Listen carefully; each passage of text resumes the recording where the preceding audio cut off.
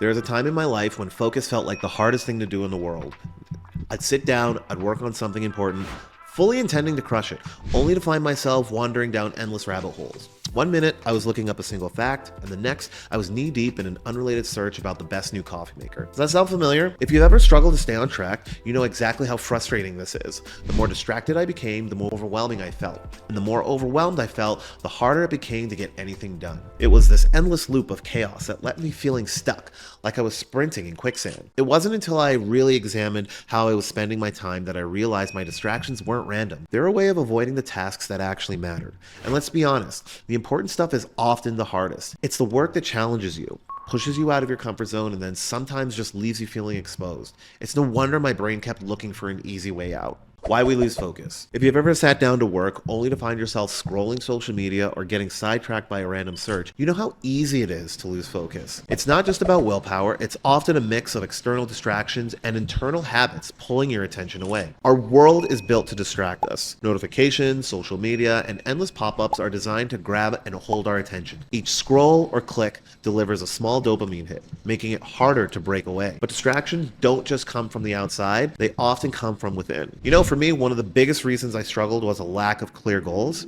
Without a specific plan, my brain wandered into whatever felt like easier or more entertaining. Multitasking was another culprit. I thought juggling tasks made me more productive, but it just left me frazzled. Switching between projects, emails, and texts broke my momentum and drained my energy. And indecision fatigue, constantly deciding what to do next and focusing, became even harder. I was mentally exhausted before I even began. You know, sometimes distractions were my way of avoiding bigger challenges. Overwhelmed by a long list of to-dos and fears of not doing them perfectly, I would procrastinate by organizing my desk or tackling smaller tasks. And when I felt stressed or anxious, distractions became a way to escape those emotions, even if it meant putting off important work. Ultimately, I realized losing focus wasn't about laziness. It was about having habits and systems that weren't serving me. Once I understood why I was getting distracted, I could start addressing the root cause and creating an environment that helped me stay on track. Focus isn't about fixing yourself. It's about working smarter within the way your brain operates. The turning point. For a long time, I told myself that my chaotic, scattered approach to work was just how life was. I was always busy, so I assumed I was being productive. But when a big project for a client came along, I'd often avoid it because it felt overwhelming. I'd hit a wall. I'd start working only to check emails, get lost in unrelated research,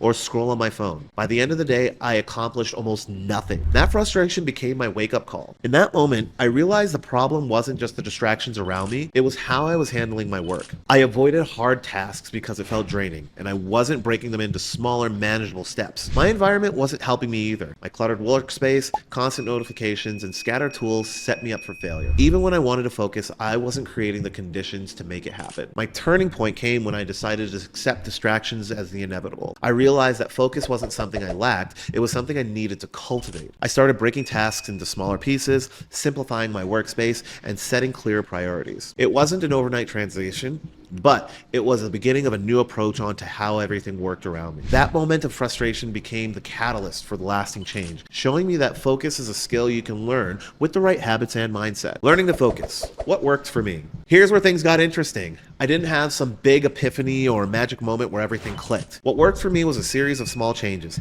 each one building on the last.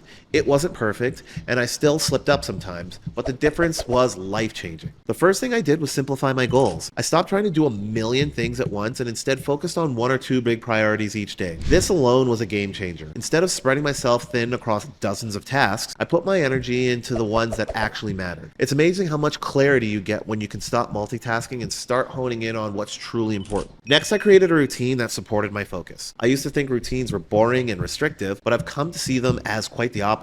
When you have a routine, you don't have to waste time deciding what to do next. You just do it. For me, this meant setting specific blocks of time for deep work, checking email only at certain times of day, and taking regular breaks just to recharge. It also meant starting each day by writing down my top 3 priorities. That way, I always knew what to focus on, even when distractions popped up. Another shift that helped was setting boundaries, especially with technology. I stopped checking my phone in the first thing in the morning and then setting the do not disturb mode during work hours. I also stopped keeping dozens of tabs on my browser open and started using tools that just blocked distracting websites. It felt strange at first, but I quickly realized how much mental space I gained when I wasn't constantly bombarded by notifications. One unexpected breakthrough that came when I simplified how I worked with my clients. Before I got bogged down in a mess of emails, file sharing platforms, and invoicing systems, it was distracting and time consuming. Switching to Blakebill, that changed everything. So now I transfer my files and I'm getting paid immediately in one smooth step. Again, it's easy, it's efficient, and it lets me focus on my creative work instead of my admin headaches. That simplicity has been a huge window for my workflow. The power of momentum.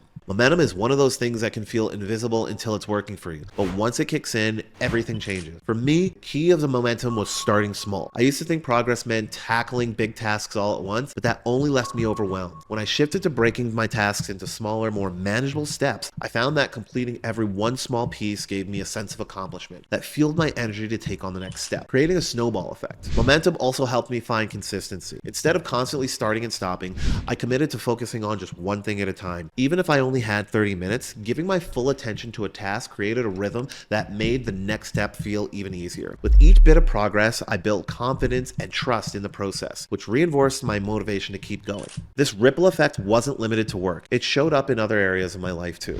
A short walk led to regular exercise. Taking time to cook one meal a day inspired me to eat better overall. Small actions and routines like this, those became a part of who I was. Momentum also changed how I handled setbacks. Instead of letting a roadblock derail my progress, I saw a temporary pause. This focus shift from perfection to persistent, which made it easier to pick up where I left off, can help me keep moving forward. The beauty of momentum is that it turns small actions into meaningful progress. It's not about doing everything at once, it's about starting small, building confidence, and letting each step carry you forward. With momentum, even the hardest tasks feel manageable, and each win pushes you closer to your goals. The mental shift. The biggest breakthrough in learning to focus wasn't about sheer willpower or rigid discipline. It was about changing how I thought about focus itself. I realized it wasn't about avoiding every distraction or striving for perfection.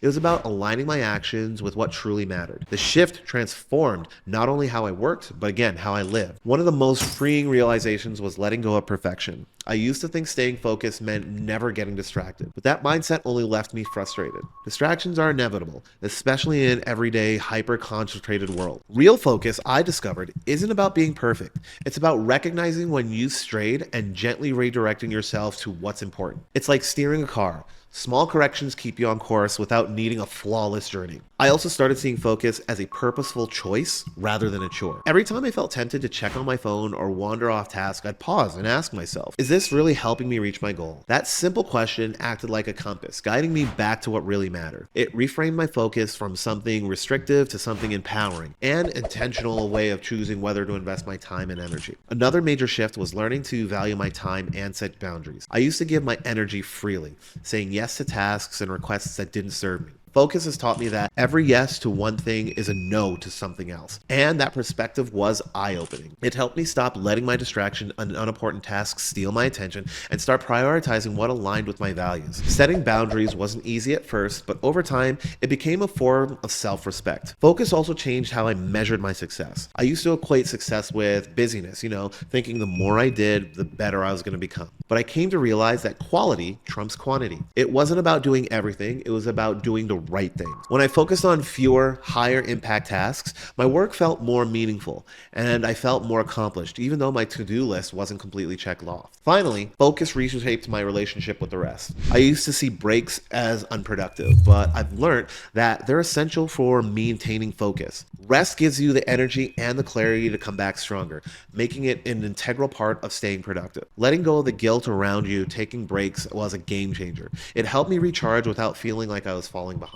The mental shift wasn't an overnight transformation, and I still have moments where distractions keep in, but now I see focus as a practice, not as a destination. It's about constantly realigning with what matters most, even when the path isn't perfect. That shift from treating focus as a struggle to embracing it as a way to honor my priorities has made all the difference. It's not about just getting things done, it's about living with intention and purpose. Finding freedom in focus. For a long time, I thought my focus meant restriction, forcing myself to ignore distractions endorphins and power through tasks. It felt draining, not freeing. But when I truly learned to focus, I realized it's not about doing less of what you enjoy. It's about doing more of what matters. That shift brought clarity and a sense of lightness I hadn't felt in years. One of my biggest changes was how much time I got back. Before, distractions like emails and endless tabs made simple tasks drag on for hours. By turning off notifications, closing tabs, and focusing on one thing at a time, I could finish a few hours of what used to take me all day. The best part, that freed up time wasn't just for more work, it was for life. I could spend quality time with loved ones and just simply relax without feeling guilt. Focus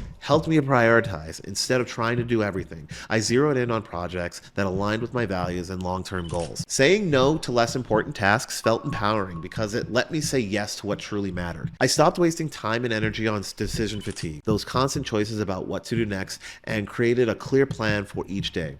That clarity gave me the freedom to spend my energy on deeper, more meaningful work. Focus even improved my relationships. By being less scattered, I could truly engage with the people around me. I wasn't half listening, I wasn't half thinking about work, I was actually present. That presence strengthened my connections and brought a sense of joy and balance that I had been missing. It also boosted my creativity. With fewer distractions, my thoughts flowed more easily. I could solve problems faster. I could explore more ideas. I could work even more. Simplifying my workflow just flat out helped too. Using tools like Blakebill, that streamlined my tasks of the file transferring, getting payments up front, freeing my mental energy for the work I love. Most importantly, focus gave me the control over my life. Instead of letting distractions or other priorities dictate my time, I could decide where to put my energy. That sense of control brought balance and clarity, making every moment more meaningful. Focus isn't about being perfect, it's about choosing what matters and letting go of the rest. And in that choice lies true freedom.